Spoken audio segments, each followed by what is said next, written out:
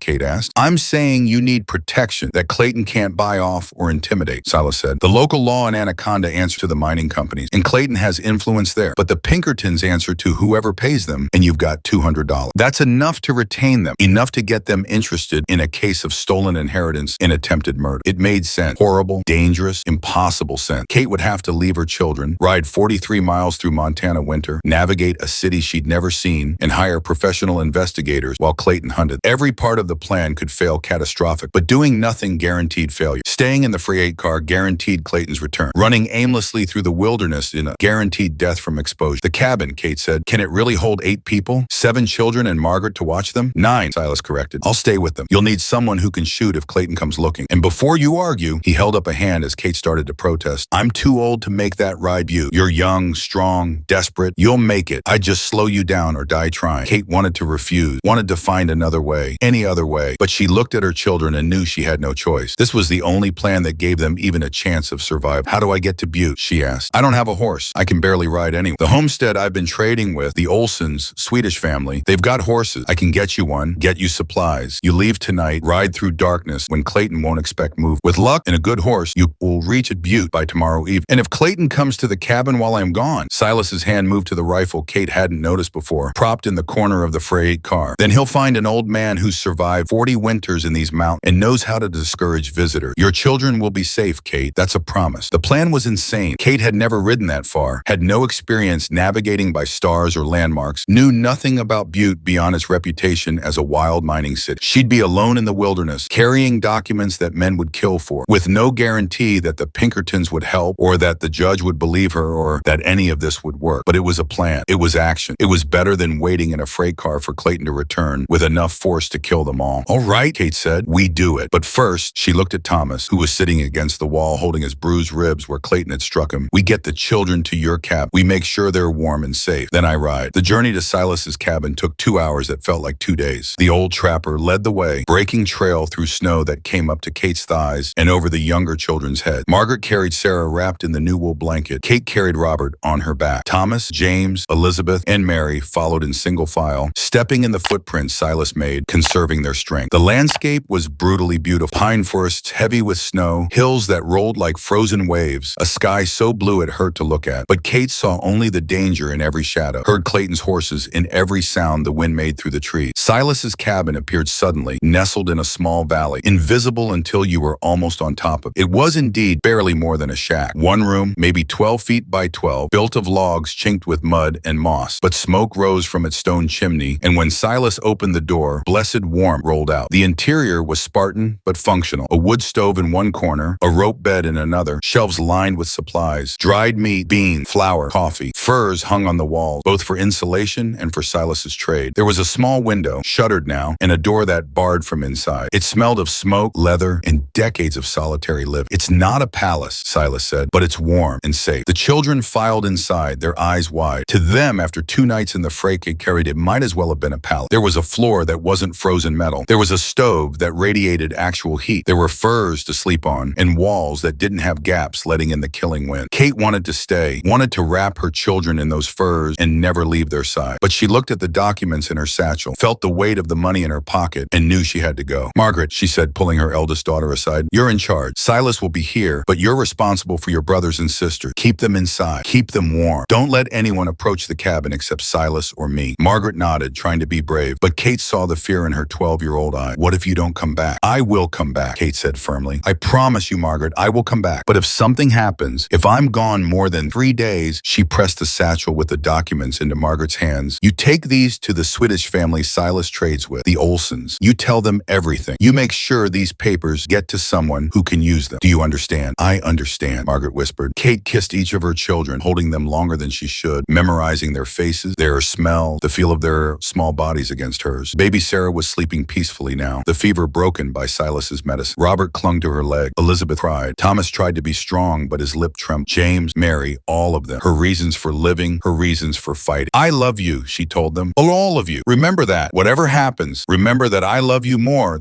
than anything in this world. Then before she could lose her courage, she followed Silas back out into the cold. The ride to the Olson homestead took 30 minutes. Kate rode behind Silas on his snowshoes, moving through the forest with practiced efficiency. The Swedish family, Niels and Greta Olson, with 3 grown sons, lived in a proper farmhouse with a barn and corrals. They greeted Silas like an old friend and listened to his explanation with grave Nordic faces. Clayton Morrison is a dangerous man, Niels Olson said in heavily accented English. You ride to Butte, you make enemies. But he looked at his wife, who nodded. We help. What you need? A horse, Silas said. You're fast. And supplies for 2 days' ride. The mare, Greta said immediately. Inga. She is strong. She is fast. She will carry Mrs. Morrison. One of the sons, a young man perhaps 20 years old, brought the horse from the barn, a gray mare with intelligent eyes and a calm demeanor despite the circumstance. While he saddled her, Greta packed supplies, dried fish, hard bread, a wool blanket, a water skin filled from their well. You know the way to Butte? Niels asked Kate. No, Kate admitted. Follow the frigate road south, Niels said, pulling out a scrap of paper and sketching a rough map. 10 miles, you come to Boulder Creek. Follow Creek east. It leads to Main Road. Main Road takes you to Butte, maybe 40 miles total. Good road. You make it by tomorrow night if you ride hard. Kate studied the map, trying to memorize the landmarks. Boulder Creek, Main Road, Butte, 40 miles. It seemed impossible. One more thing, Greta said, and disappeared into the house. She returned with a man's coat, heavy wool lined with fur. You take. Night riding is cold. You freeze. You die. Children are orphans, so you take coat. Kate felt tears stinging her eyes. These people, virtual strangers, were risking Clayton's wrath to help her. I don't know how to thank you. You survived, Neil said simply. You protect your children. You stop bad man from winning. That is thanks enough. By the time Kate mounted the mare, awkwardly, unpracticed, the sun was setting, painting the snow-covered world in shades of orange and purple. Silas checked the saddle, checked the supplies, checked that Kate had the documents secured in a waterproof pouch inside her dress. Ride through the night, he instructed. Don't stop except to rest the horse. If you see riders, hide. If you get lost, follow the star. Polaris, the North Star. Keep it to your left and slightly behind you. You'll be going generally southeast toward Butte. I don't know if I can do this, Kate said, the fear finally breaking through. You already survived 2 nights in a freight car with 7 children, Silas said. You already faced down Clayton Morrison and lived. You already broke open a strongbox with your bare hands. You can do this, Kate, because you have to, because those children need you to. He was right. Kate gathered the reins, felt the mare shift beneath her, and made herself believe she could do this impossible thing. If I don't make it back, she started. You'll make it, Silas interrupted. You're too stubborn to die. Now ride, woman, before I change my mind about the sanity of this whole plan. Kate kicked the mare gently, and the horse started forward, moving from walk-trot to canter. The Olson homestead fell away behind her. The forest swallowed her, and Kate Morrison, 30 years old, widow, mother of 7, riding alone through the Montana wilderness with $200 in documents that could destroy a powerful man, disappeared into the gathering dark. The first hours were terror and cold. Kate had ridden horses before, but never like this. Never alone, never at night, never with so much stake. The mare, Inga, was sure-footed and steady, but every shadow looked like danger, every sound like pursuit. Kate found the freight road easily enough, the same road she and her children had walked days ago, though it felt like years. The snow had been packed down by wagons and sledges, making the riding easier. The moon rose nearly full, turning the world into a landscape of silver and black. She rode. Miles passed. Her body began to ache. Her legs, unused to straddling a horse for hours, screamed with pain. Her hands, gripping the reins, went numb despite the thick gloves Greta had provided. Her face, exposed to the wind, felt like it was being scraped with knives. But she rode, because stopping meant freezing. Stopping meant failure. Stopping meant her children would be orphaned, and Clayton would win, and everything, all the suffering, all the fighting, all the desperate survival, would be for nothing. Somewhere around midnight, she reached Boulder Creek. The water was frozen, the ice thick enough to support the horse's weight. She turned east, following the creek as it wound through the hills, and tried not to think about how far she still had to go. Dawn found her exhausted, disoriented, but still moving. The creek had led her to a wider road, the main road to Butte, just as Niels had promised. She could see wagon tracks, signs of traffic, proof of civilization. Kate stopped to rest the mare, to eat some of the food Greta had packed, to force water past her cracked lip. Every part of her body hurt. She'd been riding for perhaps 8 hours, had covered maybe 25 miles. Halfway there, just 20 more miles. She could do 20 more miles. She had to. Back in the saddle, back to the relentless forward motion. The sun climbed higher, providing light but no warmth. The road began to show more signs of use, more tracks, the occasional farmhouse in the distance. Once a freight wagon going the opposite direction, whose driver tipped his hat to her without stopping. Kate's mind began to play tricks on her. She saw Clayton behind every tree. She heard her children crying in the wind. She felt herself slipping sideways in the saddle and had to jerk herself back, force herself to stay alert. Hours blurred together. The sun reached its zenith and started to descend. Kate's vision narrowed to just the road ahead, just the next mile, just keeping the horse moving. And then, as the sun touched the western horizon, she crested a hill and saw it. Butte. The city sprawled across the landscape like a wound. Hundreds of buildings. Mine head frames jutting into the sky like skeletal fingers. Smoke from smelters darkening the air. It was ugly, industrial, dangerous. It was the most beautiful thing Kate had ever seen. She'd made it. Impossibly, incredibly, she'd ridden 43 miles through Montana winter, and she'd made it. Kate urged the exhausted mare down the hill toward Butte, towards safety, toward the law and the Pinkertons and whatever came next. Behind her, the sun set in a blaze of red and gold. Ahead, the city's lights began to twinkle in the gathering darkness. She'd made it, and now the real fight could begin. Butte at night was a cacophony of sound and sting that assaulted Kate Morrison's senses after days in the wilderness. The main street, appropriately named Main Street, was a river of mud and melting snow churned by wagon wheels, horses, and hundreds of boots. Electric lights buzzed and flickered on some buildings, mixing with the warm glow of oil lamps from others. Saloons spilled noise and drunken miners onto the wooden sidewalks. The air reeked of copper, smelters, coal smoke, horse manure, and humanity packed too tightly together. Kate rode down the street on Inga, too exhausted to be intimidated, too focused on her mission to care about the stares she attracted. A woman alone, covered in road dust and frost, her face haggard with fatigue. She stopped a man who looked slightly more sober than the other. Pinkerton office, she said, her voice hoarse. Where is it? The man pointed up the street. 3 blocks west side, big sign, can't miss it. Kate found it exactly where he'd said, a 2-story brick building with Pinkerton National Detective Agency, painted in gold letters on the window. Light glowed from the second-floor window. Someone was working late. She dismounted awkwardly, her legs nearly buckling when they took her weight. great. Everything hurt. She'd been on horseback for nearly 20 hours, with only brief stops to rest the mare. But she'd made it. Kate tied Inga to the hitching post, climbed the exterior stairs to the second floor, and knocked on the door marked office. "We're closed," a male voice called from inside. "Come back tomorrow." "I have $200, Kate called back, "in a case of fraud, theft, and attempted murder. If you're too busy for that, I'll try the competition." There was a pause, then footsteps. The door opened to reveal a man in his 40s, tall and lean, with a weathered face and sharp gray eyes. He wore a vest and shirt sleeve. His jacket hung over a chair. His right hand rested casually near a revolver on his belt. Not threatening, but ready. "Ma'am," he said, his voice neutral, "you look like you just rode through hell." "Close enough," Kate said. "Are you a Pinkerton detective?" "Daniel Shaw," the man said. "Senior agent, Butte office." "Come in. But if this is a waste of my time, that $200 won't buy you much sympathy." Kate entered a sparse office. 2 desks, filing cabinets, a map of Montana on one wall covered with pins and notes, a pot-belly stove radiating blessed heat. She sank into a wooden chair without waiting for an invitation. Suddenly aware of how close to collapse she was, Shaw poured water from a pitcher into a tin cup and handed it to her. "Drink, then talk. Start with your name." Kate drank, the water painful on her raw throat but necessary. "Catherine Morris." "Kate, I'm a widow from Anaconda. 1 month ago, my husband William died in a mine cave-in. His brother Clayton threw me and my 7 children out of our home 2 days later, claiming William owed him money. He wanted us to die in the cold. We survived in an abandoned freight car in the wilderness. While there, we found documents proving Clayton's father stole William's inheritance 20 years ago. Clayton came after us with armed men. We need protection, and I need these documents filed legally before Clayton can destroy them or kill me." She delivered the entire story in one breathless rush, watching Shaw's face for signs of belief or dismissal. His expression remained neutral, giving nothing away. "That's quite a tale," Shaw said finally. "You have these documents with you?" Kate pulled the waterproof pouch from inside her dress and laid it on the desk. Shaw opened it carefully, spreading the papers under the lamplight. His eyes moved quickly over the deeds, the stock certificates, the mining claims. He was clearly educated enough to understand what he was reading. "These are dated 1883, he said, "signed by Samuel Morrison. Property deeds for significant holdings in the Anaconda district. Mining shares in what's now the Amalgamated Copper Company. These are worth," he paused, calculated, "conservatively $500,000, maybe more." Kate's breath caught. She'd known the documents were valuable, but hearing the number made it real. $500,000. Her children's future, their security, everything Clayton had stolen. "There's a problem," Shaw continued, his tone careful. "These documents have been missing for 20 years. Clayton Morrison has been operating as the legal owner of these properties all that time. Courts recognize possession, Mrs. Morrison. Even if these papers prove your husband should have inherited, proving that now, after this long," he shook his head, "that's a legal nightmare." "But it's possible?" Kate pressed. "Possible, yes, easy." "No, you'd need lawyers, court filings, depositions. It could take years. And Clayton Morrison has money and influence. He'll fight you every step of the way." "Then help me fight," Kate said. "That's why I'm here. I need protection for my children while the legal battle happens. I need investigators to gather evidence of what Clayton's done. I need," her voice broke slightly, "I need someone on my side who can't be bought or intimidated." Shaw studied her for a long moment. "The Pinkerton agency doesn't come cheap, Mrs. Morrison. $200 will retain our services for perhaps a month, maybe less depending on expense. This case could take much longer." "Then we start with a month," Kate said. "We file the documents, we establish my legal claim, we get my children somewhere safe, and we build from there." Shaw nodded slowly. "All right, but I need the full story, everything. Start from the beginning and don't leave anything out. If I'm going to protect you, I need to know exactly what I'm protecting you from." For the next 2 hours, Kate talked. She told Shaw everything. William's death, Clayton's accusations of gambling debts, the eviction, the desperate walk through the snow, finding the freight car, discovering the strongbox, Clayton's return with armed men, Silas's help, the ride to Butte. Shaw took notes, asked pointed questions, occasionally interrupted for clarification. When she finished, he sat back and looked at his notes. "This Silas, the old trapper, he's willing to testify to Clayton's confession? The part where Clayton admitted he wanted you to die in the cold?" "He said he would," Kate confirmed. "Good. That's attempted murder. Clear enough. With witness testimony, we can have Clayton arrested, at least temporarily. That buys us time." Shaw stood and moved to the map on the wall, studying the area around Anaconda. "Your children are here, you said? At this trapper's cabin?" Kate pointed to approximately where Silas's cabin would be on the map. "Somewhere in this area, hidden. Clayton doesn't know about. But he knows you're alive, knows you have something he wants, and he's had," Shaw checked his pocket watch, "roughly 24 hours to plan his next move. Miss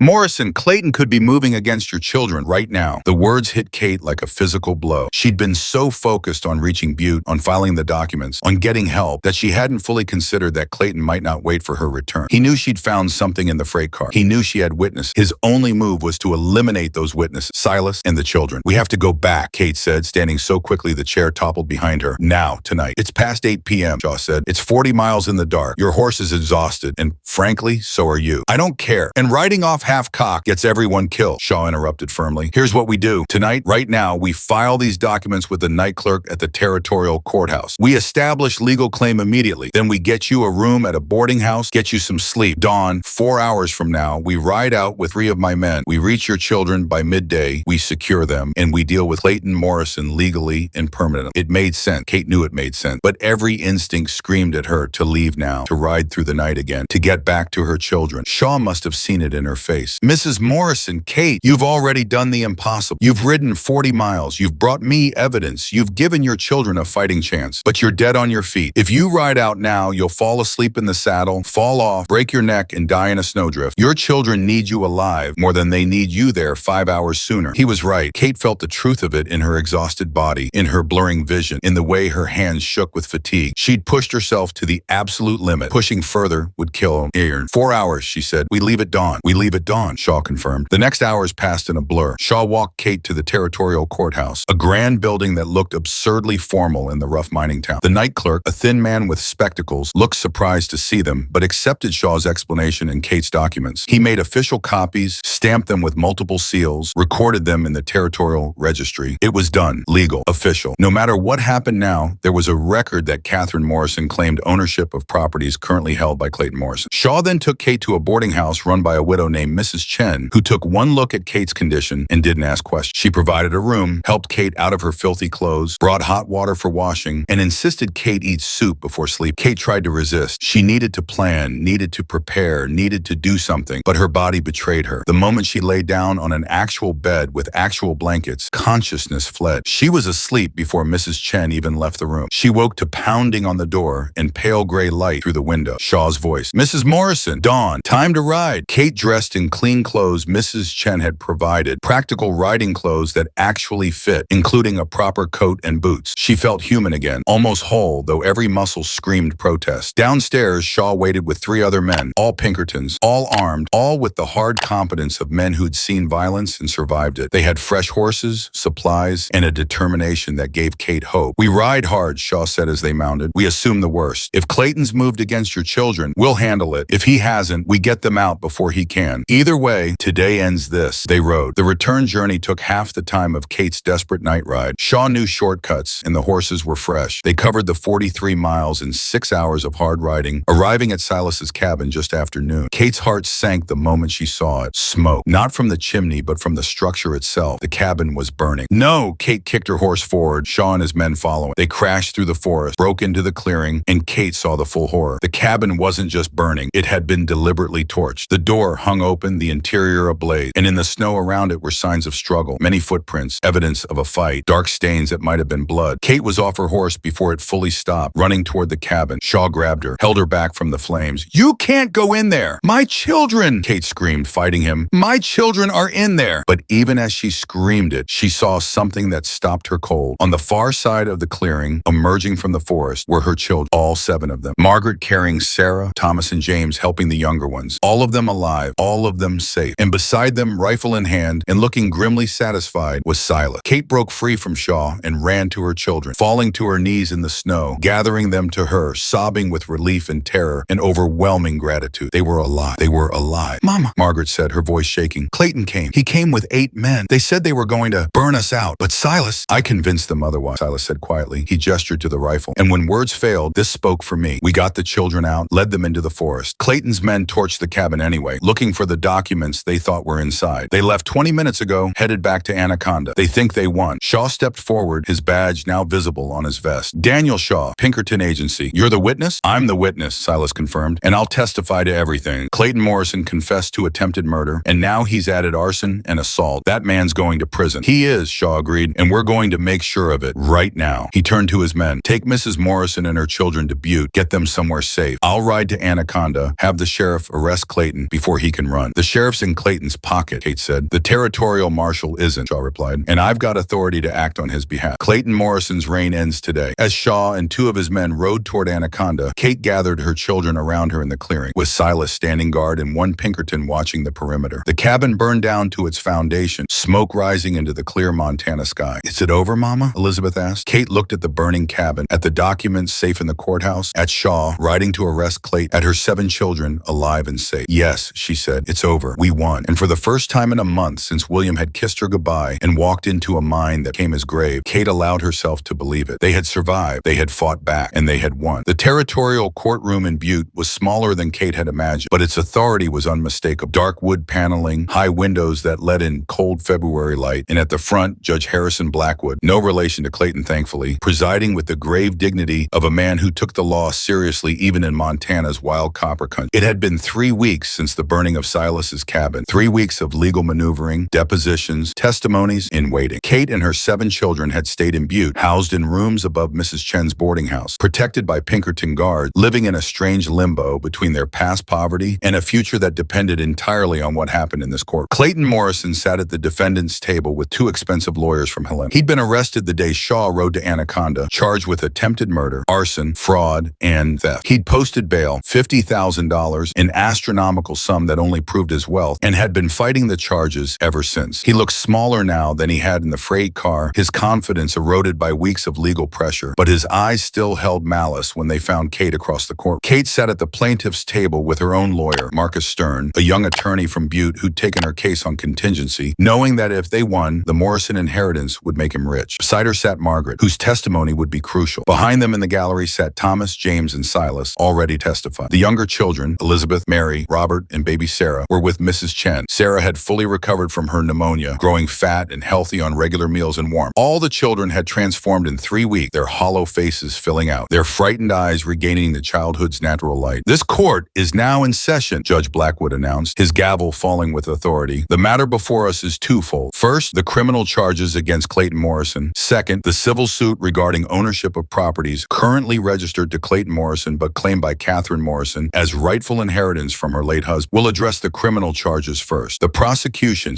Territorial Prosecutor James Wright, stood and began laying out case. He called witnesses methodically, building a devastating picture of Clayton's actions. Silas testified first, his weathered face serious, his voice steady. He recounted finding Kate and her children in the freight car, Clayton's arrival with armed men, and most damning, Clayton's own words. "You should have died in the snow, Kate. You and all your brats would have been cleaner this way." "Those were his exact words?" Wright asked. "Exact words," Silas confirmed. "Clear as I'm speaking now. He admitted he'd cast them out, intending them to die. That's attempted murder in my book, and I've lived long enough to know the difference between hard words and true confession." Clayton's lawyers tried to discredit Silas, painting him as a wilderness hermit with no credibility, suggesting he was confused or lying for payment. But Silas was unshakable, and Margaret's testimony corroborated every detail. Margaret, wearing a proper dress Mrs. Chen had made for her, spoke with a composure that belied her 12 years. She described the eviction, the walk through the snow, the terror of the freight car, and Clayton's violence when he'd struck Thomas. "My brother was trying to protect our mother," Margaret said, her voice clear. "Mr. Morrison knocked him into the wall. Thomas is 10 years old, and Mr. Morrison hit him like he was nothing." The prosecution introduced evidence of the arson, the burned cabin, testimony from the Olson family who'd seen Clayton's men riding towards Silas's property, burn marks on trees where the fire had spread before being contained. Finally, Wright introduced the documents, the deed, the mining claims, the stock certificates. A handwriting expert testified that Samuel Morrison's signature was genuine, that the documents dated to 1883, that they predated any of Clayton's ownership claim. "These documents," Wright said, holding them up for the court, "prove that everything Clayton Morrison has built his wealth upon was stolen. His father, James Morrison, forged debt papers, stole these documents, and died in the train derailment while fleeing with them. Clayton has spent 20 years profiting from his father's crime. And when Catherine Morrison discovered proof of this theft, he attempted to murder her and her 7 children to keep his crime hid." Clayton's defense was predictable, but weak. They argued that the documents might be forgeries, that Silas was unreliable, that Clayton's words in the freight car were misinterpreted, that he'd merely been trying to recover stolen property. They painted Kate as an opportunistic widow who'd found old papers and was trying to steal a fortune that rightfully belonged to Clayton. But the evidence was too strong, and Clayton's own actions had condemned him. You don't try to burn down a cabin full of children if you're the wrong party. You don't confess to wanting someone dead if you're innocent. Judge Blackwood deliberated for less than an hour. When he returned, his face was stern. "Clayton Morrison," he said, "I find the evidence against you overwhelming. The testimony of multiple witnesses, the documentary evidence, and your own actions in attempting to destroy that evidence through arson paint a clear picture. On the charge of attempted murder, I find you guilty. On the charge of arson, guilty. On the charge of fraud and maintaining false ownership, ownership claims guilty. Clayton's face went white, then red. One of his lawyers put a restraining hand on his arm as he started to rise. Your sentence, Judge Blackwood continued, is 15 years in territorial prison for attempted murder, 5 years for arson to run concurrently, and forfeiture of all properties obtained through fraudulent claim. Additionally, you will pay restitution to Catherine Morrison in the amount of, he consulted papers before him, $20,000, representing rent and profits from properties that should have been her husband's inheritance. The gavel fell. Clayton Morrison, who'd once thrown Kate and her children into the snow with such casual cruelty, was led away in chains by the marshal. His protests echoed in the courtroom until the door closed behind him. But the case wasn't over. The criminal conviction was only half. Now came the civil suit, the formal transfer of property from Clayton to Kate. This part was simpler, almost anticlimactic. With Clayton convicted of fraud, his ownership claims were void. Stern presented the documents, the handwriting analysis, the chain of ownership from Samuel Morrison to William Morrison to Kate as William's widow and executor of his estate. Judge Blackwood studied the papers carefully, taking his time, aware that this decision would transfer enormous wealth. Finally, he nodded. The documents are authentic and legally binding. Samuel Morrison purchased these properties legitimately in 1883. James Morrison's attempt to steal them through forgery was criminal. Therefore, legal ownership passes to Samuel Morrison's heirs, specifically to William Morrison, and upon his death, to his widow Catherine Morrison and their 7 children. He looked directly at Kate. Mrs. Morrison, you are hereby recognized as the legal owner of the following properties and assets. He read from a list that seemed to go on forever. Mining claims, land deeds, stock shares, water rights, timber rights. Each item represented wealth beyond Kate's comprehension. When the judge finished, he added, the court estimates the total value of these holdings at approximately $600,000. That makes you, Mrs. Morrison, one of the wealthiest women in Montana territory. The courtroom erupted in murmur. Kate sat frozen, unable to process the number. $600,000. It was impossible. It was more money than she'd earned in 10 lifetimes. It was security, education, futures for all 7 of her children. It was justice. Stern was grinning, already calculating his contingency fee. Silas in the gallery allowed himself a rare smile. Margaret reached over and squeezed Kate's hand. We won, Mom. She whispered. We really won. The months that followed were a whirlwind of transformation that Kate sometimes still couldn't quite believe was real. First, there were the practical matters. Shaw and his Pinkertons helped Kate navigate the business of actually taking possession of her properties. The mining shares were transferred, the land deeds recorded in her name, bank accounts established. Clayton's lawyers fought every step, filing appeal, but the territorial Supreme Court upheld Judge Blackwood's ruling. Kate purchased a house in Butte, not a mansion, despite her newfound wealth, but a proper home with enough bedrooms for each child, a kitchen that didn't freeze in winter, and a yard where the younger ones could play. She hired Mrs. Chen as a housekeeper and paid her 3 times the going rate. She hired tutors for the children, determined that they would have the education she'd never received. The mining claims proved enormously valuable. Kate partnered with reputable mining companies, taking royalties rather than trying to operate the mines herself. The stock shares paid quarterly dividends that alone were more than most families earned in a year. The land in Anaconda, farmland and timber, was leased to tenant farmers at fair rate. But Kate didn't just accumulate wealth. She remembered where she'd come from, remembered the widows and children in mining camp, living one disaster away from starvation. She established a fund, the Morrison Relief Fund, that provided emergency assistance to mining families who lost breadwinners. She built a boarding house in Anaconda specifically for widows with children, charging minimal rent, ensuring no woman would be thrown into the snow as she had been. The abandoned freight car where they'd survived became, strangely, a kind of pilgrimage site. Kate hired men to preserve it, to build a small shelter around it, protecting it from the elements. She placed a plaque there. In February 1903, a widow and 7 children survived here against all odds. May this place remind us that human will can triumph over cruelty and circumstance. Silas became a permanent part of their lives. Kate built him a new cabin, larger and warmer than the one that had burned, and he spent winters there, summers trapping as he always had. But he took meals with Kate's family regularly, and the children called him Grandfather Silas, the only grandfather most of them would ever know. Margaret grew into a formidable young woman, managing household accounts by age 13 and showing a head for business that would have made her father proud. Thomas healed from his injuries and became protective of his younger siblings in a way that broke and mended Kate's heart simultaneously. James discovered a talent for drawing and painting. Elizabeth became the family's scholar, devouring books. Mary had a gift for music. Robert and Sarah, too young to remember the freight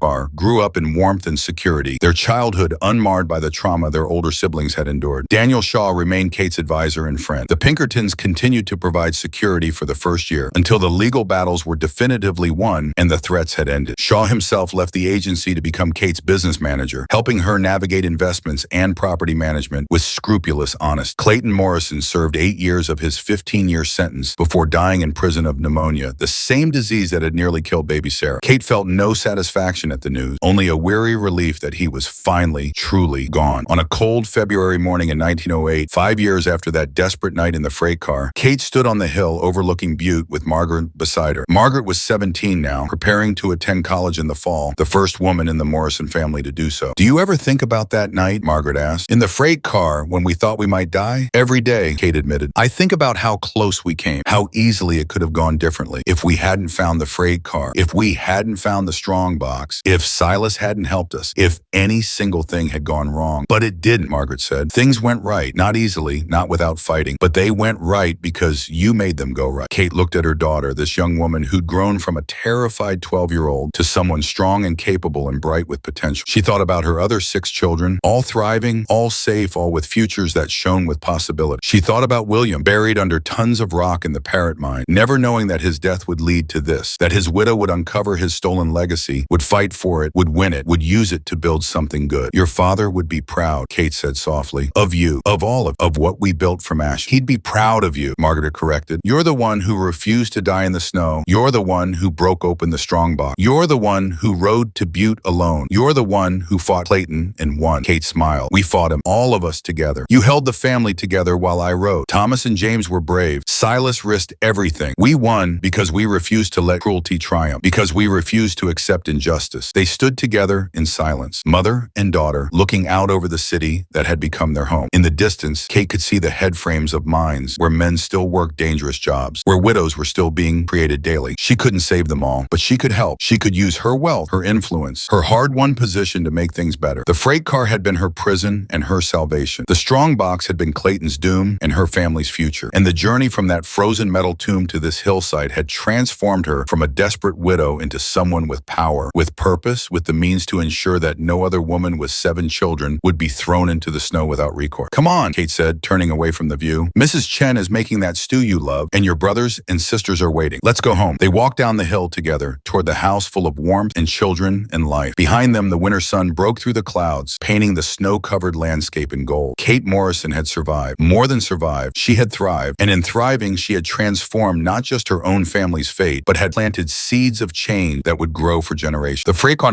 remained in the valley, preserved and protected, a monument to desperation and survival. But Kate no longer lived in that frozen moment. She lived in the warmth of now, in the promise of tomorrow, in the certainty that her children would never know the terror of being cast out into the cold. She had won. Not just the money, not just the property, but something more important. Dignity, justice, and the knowledge that even when the world tried to destroy you, if you fought hard enough and refused to surrender, you could emerge not just alive, but triumphant. That was the legacy Kate would leave her children. Not wealth, though that mattered, but the knowledge that a woman alone, with nothing but determination and 7 children to protect, could face down corruption and cruelty and win. That was a legacy worth more than all the copper in Montana. And as Kate walked home through the February afternoon, her daughter beside her, her 6 other children waiting, and the memory of William warm in her heart, she knew that the fight had been worth it. Every frozen night in the freight car, every desperate mile of the ride to Butte, every moment of terror and pain, all of it had been worth it because they had survived. And in surviving, they had won. The end.